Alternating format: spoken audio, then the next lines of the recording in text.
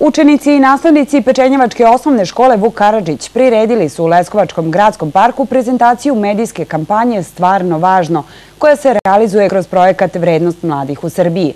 Ova obrazovna ustanova nagrađena je za reklamni spot koji je za ovu kampanju uradila učenica ove škole Anđela Krstić. Projekat Vrednost mladih u Srbiji realizuje se kroz dva pristupa. Medijsku kampanju Stvarno važno i kreiranje platforme akcija i projekata koji imaju za cilj poboljšanje položaja mladih ljudi u Srbiji.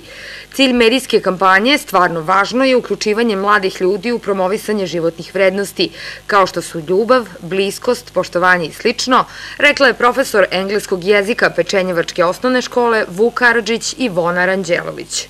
Na konkursu za najbolji video osvojili drugu nagradu i flip kameru.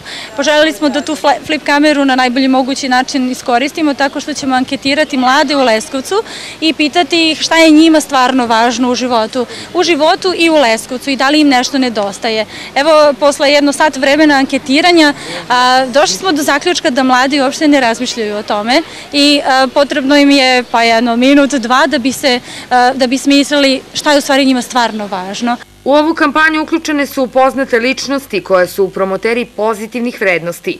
Nađa Higl, Milorad Čavić, Marko Šelić-Marčelo i Ana i Vlade Divac.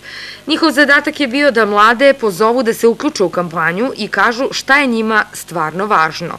Kampanja je pokazala da su neke od zaboravljenih vrednosti i dalje veoma značajne i da ih treba promovisati među mladima. Osnovnu školu Vuk Karadžić u Pečenjevcu pohađa 517 učenika od 1. do 8. razreda, a u svom sastavu ima 8 isturenih odeljenja.